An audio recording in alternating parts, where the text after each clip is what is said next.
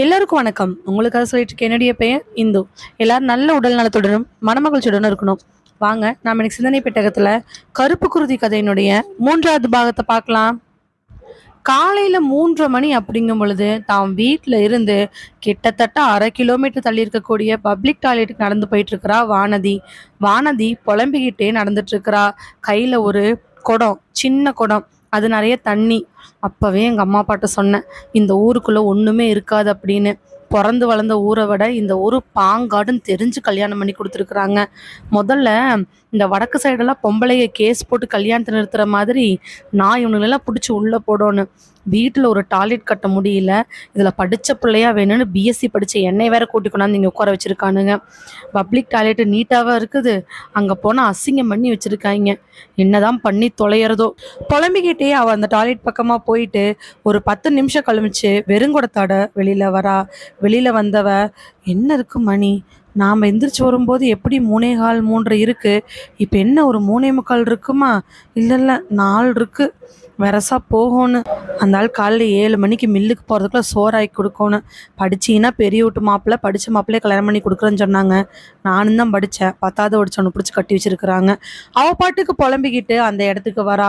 அந்த public toilet இருக்கக்கூடிய இடத்துக்கு பின்னாடி எல்லாமே நிலங்கள் தான், விவசாயம் பண்ணக்கூடிய இடங்கள் தான். ஆனால் அதை தாண்டி அதுக்கு கொஞ்சம் முன்னாடி அதுக்கு சைடுன்னு ஆட்கள் யாரும் இருக்க மாட்டாங்க. ஒரே ஒரு கோயில் மட்டும்தான் இருக்கும். அதுவும் ஊருக்கு தள்ளி தான் இருக்கும். பப்ளிக் டாய்லெட் கட்டி கொடுக்க வந்தப்பவே ஊருக்குள்ளே கொண்டாடாதீங்கப்பா, கோயில் 2 3 இருக்குது, அசிங்கம் இல்லை அப்படின்னு சொன்ன ஊர் அது. அதனால ஊருக்கு ரொம்ப ஒதுக்குப்புறமா அந்த இடத்துல கட்டியிருக்கிறாங்க. அங்கிருந்து எல்லார் வீடு கிட்டத்தட்ட 1/2 கிலோமீட்டர் தள்ளி தான் இருக்கும். அதில் பக்கத்தில் இருக்கிறது வானதி வீடுன்னு கூட வச்சுக்கலாம். வெளியில எடுத்து வச்சுட்டு பேசிக்கிட்டே தனக்குத்தானே புலம்பிட்டு வந்தவளுக்கு காதுல இன்னொரு செருப்பு சத்தம் கேட்குது. இன்னொரு செருப்பு சத்தத்தை கேட்ட உடனே பொம்பளைக்கு யாராதான் இருக்கும். அக்கா, யாருக்கா 4 மணிக்கே? இந்த ஊரில் அதிகமாக எல்லார் வீட்லேயும் டாய்லெட் இருக்குமே, நம்ம வீடு மாதிரி ஒரு 2 3 வீடு தான் இருக்குது. அந்த பொம்பளைகளை என்ன அர்த்திக்கா? சரி, அவசரம் யாருக்கு நினச்சிக்கிட்டு அவர் 2 எட்டு எடுத்து வச்ச உடனே மறுபடியும் அதே செருப்பு சத்தம் கேட்குது. யார் இருந்தால் நமக்கு என்ன, வீட்டுக்கு போவோம் அப்படின்னு சொல்லிட்டு ஒரு எட்டு வைக்க அவள் கையில் இருக்கக்கூடிய குடம் ஏதோ ஒன்று பட்டு கீழே போய் விழுகுது. விழுகும் பொழுதே அது நல்லா உடஞ்சுதான் கீழே விழுகுது. மட்டமான பிளாஸ்டிக் போல ஒரு பெரிய கல் பட்ட உடனே உடஞ்சி அவள் கையிலிருந்து விழுந்துருது. டக்குன்னு பயந்து போனவ பின்னாடி திரும்பி பார்க்க அவளை விட கொஞ்சம் பல்கா, அவளை விட கொஞ்சம் உயரமா ஒரு உருவம் மூஞ்சியெல்லாம் மறைச்சிக்கிட்டு கையில மம்முட்டியோட நின்றுட்டு இருக்குது. அந்த உருவத்தை பார்த்தவளுக்கு நெஞ்செல்லாம் படபடக்க ஆரம்பிச்சிருச்சு. அதில் கையில் மம்முட்டி பார்த்தவளுக்கு ஊருக்குள்ள அங்கேயும் இங்கேயும் அரசல் புரசலாக கேள்விப்படுற 2 கொலையும் ஞாபகம் வந்துருச்சு. பக்கத்து ஊர், அதுக்கு பக்கத்து ஊருன்னு இப்போ கிட்டத்தட்ட இந்த ஒரு வாரத்தில் 2 கொலை. 2 கொலையுமே மம்முட்டியில் அடித்தது தான். இந்த ஊரெல்லாம் அதிகமான டிரான்ஸ்போர்ட்டு, அதிகமான வசதிகள் இல்லைனாலும் பொம்பளைய வாய் மூலமாக விஷயம் தீயா பரவிடும். மில்லுக்கு எல்லாரும் 4 ஊர் சேர்ந்து 2 3 மில்லுக்கு ஒட்டுக்கா போயிட்டுருக்குறாங்க. அதனால விஷயம் பரவிடுச்சு. மம்முட்டி பார்த்தவளுக்கு நெஞ்செல்லாம் படபடக்க ஆரம்பிக்குது. வானதி மெல்ல மெல்ல அப்படியே நகர்றா. இப்போ ஒரு எட்டு வச்சா அந்த உருவம் 2 எட்டு வச்சு அவக்கு முன்னாடி வருது. என்ன பண்ணுறதுன்னு தெரியாமல் மெல்ல மெல்ல நகர்ந்து கோயில்கிட்ட ஓடிட்டோம்னா அங்கேருந்து ஃபுல்லாகவே ரோடு தான், எங்கேயும் தடுக்காது. கீழே விழுகாமல் வீட்டுக்கு ஓடிடலான்னு நினச்சிக்கிட்டு இருக்கிறவளுக்கு அடுத்து கிடைச்ச அதிர்ச்சி, அவள் நகர்றதுக்கு முன்னாடியே அந்த உருவம் மம்முட்டியை தூக்கிட்டு வேகமாக முன்னாடி வர பயந்து போனவ அப்படியே பின்னாடி விழுந்துடுறா. மூஞ்சியெல்லாம் வேர்த்து போய் தொண்டையெல்லாம் வறண்டு பயத்தில் உடம்பெல்லாம் நடுங்க ஆரம்பிக்குது. யார் நீ? உனக்கு என்ன வேணும்? அந்த உருவம் எதுவுமே சொல்லாமல் மம்முட்டியை ஒரு வாட்டி அந்த கைப்பிடிட்ட இறுக்கியமாக பிடிச்சிட்டு ஒரு எட்டு முன்னாடி வருது. இவ சுதாரிச்சுக்கிட்டு அப்படியே பின்னாடி பின்னாடி போய் வேகமாக எந்திரிச்சு கையெல்லாம் உதறிட்டு ஓட ஆரம்பிக்கிறா. அங்கே தான் தப்பு பண்ணிட்டா. அந்த உருவம் ஊருக்குள்ளே போகிற வழியை மறைச்சிட்டு நிற்கவே இவ அங்கிருந்து காட்டு பகுதியில் ஓட ஆரம்பிக்கிறா. காட்டு பகுதிக்குள்ளே போயிட்டோம்னா கிணறு தான் நிறையா இருக்குது, காடு தான் நிறையா இருக்குது, ஆட்கள் நடமாட்டம் இருக்காது. 3:45 4 மணிக்கு யார் இருப்பாங்கிற யோசனையெல்லாம் அவளுக்கு தோணலை. அவள் வேகமாக ஓட அந்த உருவம் அவளுக்கு மேலே ஓடுது. கையில் மம்முட்டி இருக்கிறது கூட யோசிக்காம தோளில் தூக்கி போட்டுக்கிட்டு அவளை துரத்த ஆரம்பிக்குது. வானதி முடிஞ்ச அளவுக்கு வேகமாக ஓடி போய் ஒரு தென்னை மர தோப்புக்குள்ளே நிற்கிறா. நின்னவளுக்கு மூச்சு வாங்க ஆரம்பிக்குது. இதயமே நின்றும் போல இருக்குது. இவ்வளோ வேகமாக அவள் வாழ்க்கையில் அவள் ஓடிருப்பாளா? அதுவும் நைட்டியை போட்டுக்கிட்டு மூச்சு வாங்கிக்கிட்டே அப்படி இப்படின்னு திரும்பி பார்க்குறா. ஆனால் அந்த உருவம் அங்கே இல்லை. அப்போ தான் யோசிக்கிறா, ஐயோ, பண்ணைக்காரங்க தோட்டத்துக்கு வந்துட்டு இருக்குது. இங்கேருந்து வீடு 1.5 கிலோமீட்டர் இருக்குமே. பயத்தில் 1.5 கிலோமீட்டரை ஓடியாந்துட்டோம். இப்போ நம்ம போனோம்னா அந்த உருவம் நம்மளை துரத்திக்கிட்டு வந்துச்சுன்னா சரி, இங்கே எப்படியாவது பண்ணைக்காரங்க வீட்டில் மோட்டர் வச்சிருக்கக்கூடிய ரூம் இருக்கும், அதுக்குள்ளே போய் ஒளிஞ்சுக்கலாம். அது வந்துச்சுன்னா நம்ம எப்படியாவது போயிடலாம். எந்த படுவாவேன்னு தெரியல, இப்படி கொலை பண்ண துடிக்கிறான். நான் என்ன தப்பு பண்ணினேன்? நான் எந்த தப்புமே பண்ணலையே நினச்சிக்கிட்டு அவள் பாட்டுக்கு வேக வேகமாக அந்த மோட்டார் ரூமை தேட ஆரம்பிக்கிறா. அவள் 2 எட்டு வச்ச உடனே தென்னை மரத்துக்கு பின்னாடி இருந்து ஒரு உருவம் வேகமாக ஒடியாறது தெரியுது. டக்குன்னு திரும்பி பார்க்க அவளை துரத்திட்டு வந்த அதே உருவம் மம்முட்டியோட அவளை நோக்கி வருது. இவ என்ன பண்ணுறதுன்னு தெரியாமல் அப்படியே பின்னாடி நடக்க நடக்க போய் ஒரு மரத்து மேலே மோதி நிற்கிறா. அது வந்து வேகமாக மம்முட்டி எடுத்து ஓங்கி அடிக்க வரும் பொழுது டக்குன்னு நகர்ந்துக்கவே அந்த அடி மரத்து மேலே விழுகுது. மரத்து மேலே விழுந்த உடனே சரிஞ்சு கீழே விழுக அந்த உருவம் இவளை இடுப்பை காமிச்சு ஓங்கி ஒரு உதைக்குது. உதைச்ச உடனே அவள் அந்த உருவத்தோட காலை பிடிச்சு கீழே தள்ளிடுறா. அது கீழே விழுந்துருது. கீழே விழுந்த அந்த உருவத்தை ஒரு முறை நல்லா உத்து பார்க்குறா. உடம்பு முழுவதும் ஒரே துணியால் போத்திருக்கக்கூடிய அந்த உருவம் கீழே விழுந்த உடனே அவள் டக்குன்னு பார்த்துட்டு அது எந்திரிக்கிற நேரத்தில் அங்கிருந்து ஓடுறா. அது எந்திரிச்சு வரதுக்கு முன்னாடியே இவ ஓடிடணும்னு சொல்லிட்டு வேகமாக கண்ணு முன்னு தெரியாமல் ஓட அவள் போய் நின்ன இடம் அந்த பண்ணைக்காரங்களுடைய காடு முடிகிற செவுரு. ஏற்கனவே பக்கத்து காட்டுக்கு இவங்க காட்டுக்கு சண்டை வந்து ஆளை விட 2 உயர் இருக்கக்கூடிய மதில் செவில் எழுப்பியிருக்கிறாங்க. அதுக்கு வலது பக்கமாக போனோம்னா வேற ஒருத்தங்களோட காடு ஆரம்பிக்குது. ஆனால் அந்த காட்டுக்குள்ளே போக முடியாது. ஏன்னா காடு முழுவதுமே கொஞ்சம் ஆரம்பிக்கிற இடத்துல கம்பி வேலியை முள்ளே நிறைய எடுத்து போட்டிருக்கிறாங்க. இடது பக்கமாக போனோம்னா பெரிய கிணறு. இப்போது அந்த உருவத்தை நோக்கி தான் இவ போயாகணும். என்ன பண்ணுறதுன்னு தெரியாமல் மூச்சரைச்சிக்கிட்டு இருக்கிறா. அவள் வந்து அங்கே நின்றுட்டு இருக்கிற அதே நேரத்தில் அந்த உருவம் அவள் முன்னாடி வந்து நிற்கிது. யாரு நீ? எதுக்காக இப்படி பண்ணுற? நான் என்ன பாவம் பண்ணேன்? என்ன ஏன் கொல்ல வர? உனக்கு கொல்றதுக்கு வேற யாருமே கிடைக்கலையா? நான் பாட்டுக்கு தானே போயிட்டு இருந்தேன்.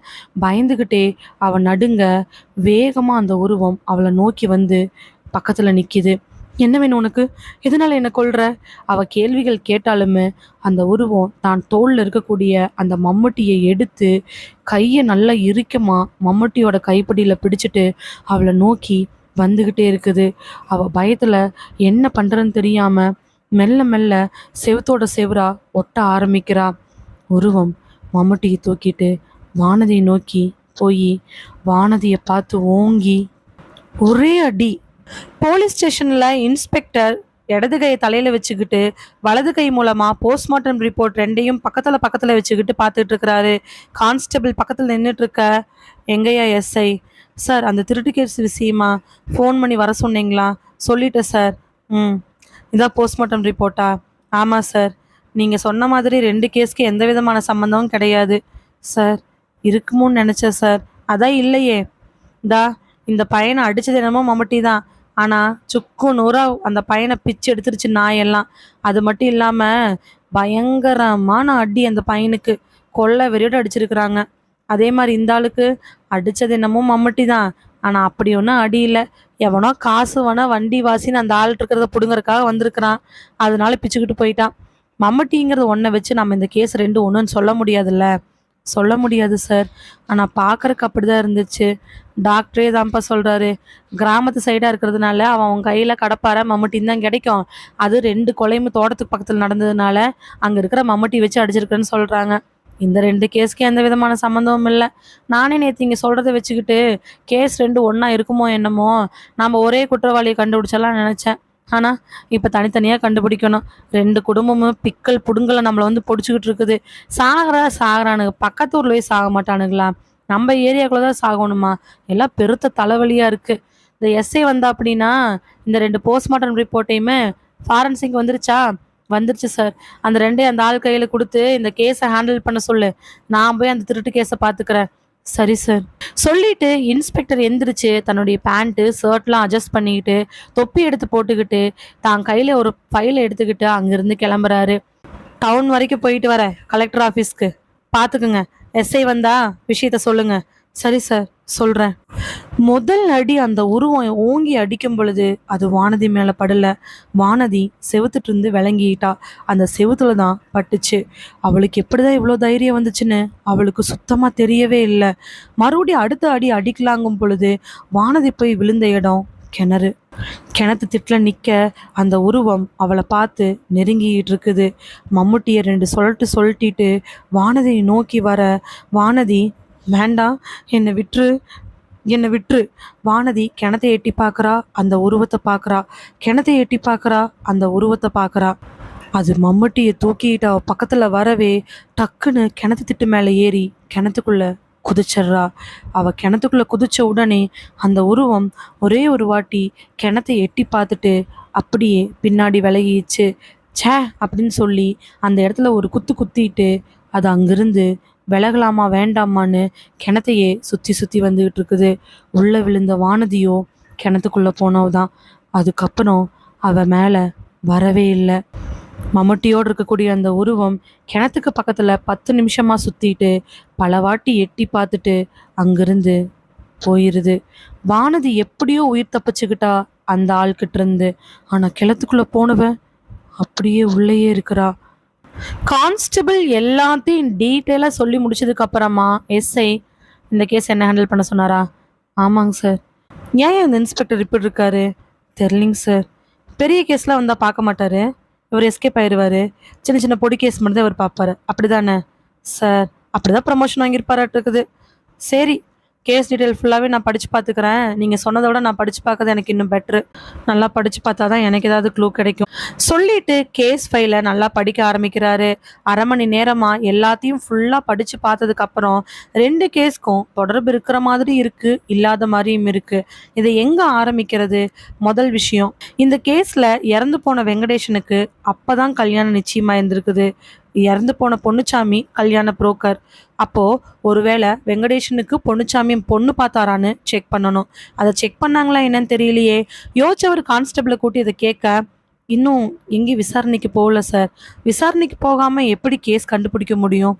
இந்த கேஸில் நிறையா கேள்விகள் என் மனசுக்குள்ளே இருக்குது. அந்த கேள்விகளுக்கெல்லாம் பதில் தெரிஞ்சிருச்சுன்னா அநேகமாக குற்றவாளி நெருங்கிடலான்னு நினைக்கிறேன். கேள்வி என்னன்னு கேட்டிங்கன்னா, வெங்கடேஷ்க்கு அப்போ தான் என்கேஜ்மெண்ட் ஆயிருக்கு, நிச்சயம் பண்ணியிருக்கிறாங்க. அவருக்கு வீட்டில் பார்த்தா பொண்ணு பார்த்துருக்காங்க. அப்போது வெங்கடேஷ்க்கு பார்த்த பொண்ணு பொன்னுச்சாமி புரோக்கர் மூலமாக பார்த்துதான் கேள்வி. இன்னொன்று, பொன்னுச்சாமி இது நாள் வரைக்கும் எல்லாருக்கும் நியாயமான முறையில் கல்யாணம் பண்ணி வச்சுருக்காரான்னு யோசிக்கணும். யாருக்காவது கல்யாணங்கிற பேரில் ஏமாத்துறதோ இல்லை தப்பு பண்ணுறதோ பண்ணியிருக்காரான்னு செக் பண்ணணும். பொன்னுச்சாமி கல்யாண புரோக்கர் மட்டும்தானா அப்படிங்கிறதையும் நம்ம பார்க்கணும். வெங்கடேஷனுக்கு ஏற்கனவே காதல், இல்லை அவளோட அத்தை பொண்ணு, மாமா பொண்ணு, இல்லை வேற பக்கம் பொண்ணு பார்த்து அந்த பொண்ணை வேணான்னு சொல்லிட்டு இப்போ அந்த பொண்ணு பேர் என்னது, அனிதா சார், அந்த பொண்ணை மேரேஜ் பண்ண போறாரான்னு செக் பண்ணணும். அதே மாதிரி அந்த பொண்ணு அனிதாவுக்கு ஏதாவது பையனோட தொடர்பு இருக்கிறது, அந்த பொண்ணோட பேக்ரவுண்ட் என்ன ஏதுங்கிறது ஃபுல்லாக செக் பண்ணணும். இதெல்லாம் தெரிஞ்சால் மட்டும்தான் நம்ம கேஸ்குள்ளே போக முடியும். பண்ணிடலாம் சார். எப்போ பண்ணுறது? இதோ உடனே பண்ணிடலாம் சார். நீங்கள் மட்டும் எங்கே போகிறீங்க? நானும் வரேன். ஆளுக்கு ஒரு பக்கமாக கேட்டோம்னா மட்டும்தான் முடிவெடுக்க முடியும். நான் வெங்கடேஷ் வீட்டுக்கு போகிறேன், நீங்கள் பொன்னுச்சாமி வீட்டுக்கு போங்க. மாற்றி மாற்றி விசாரிச்சு தான் ஆகணும். சரிங்க சார். ஸ்டேஷனில் இன்ஸ்பெக்டர், நானும், நீங்கள், இன்னொரு லேடி கான்ஸ்டபிள் மட்டும்தான் இருக்கோம். இன்னும் 2 கான்ஸ்டபிள் போஸ்டிங் போடுற வரைக்கும் எல்லாத்தையும் நாம தான் இழுத்து போட்டு பண்ணணும். பண்ணிடுறேங்க சார் சொல்லிட்டு 2 பேரும் அங்கிருந்து எந்திரிக்கிற அதே நிமிஷத்தில் போலீஸ் ஸ்டேஷன் வாசலில் ஒருத்தர் வந்து நிற்கிறத பார்த்துட்டு சப் இன்ஸ்பெக்டருக்கும் கான்ஸ்டபிளுக்கும் முகமெல்லாம் அப்படி ஆச்சரியம். 2 பேர் எந்திரிச்சு விசாரிக்க போகலான்னு வெளியில் வரும் பொழுது போலீஸ் ஸ்டேஷன் வாசல்ல அப்படி ஒரு ஆள் வந்து நின்று பார்த்து 2 பேர்த்தோட முகத்துலேயும் ஆச்சரியங்கள் பரவி இருக்குது. என்னது இப்படி வந்திருக்கிறாங்க, அதுவும் இந்த டைமுக்கு அப்படின்னு யோசிக்க 2 பேர்த்துக்கும் என்னன்னு புரியல. போலீஸ் ஸ்டேஷனில் வாசலில் நிற்கக்கூடிய உருவத்தை நோக்கி கான்ஸ்டபிள் வேகமாக போகிறாரு.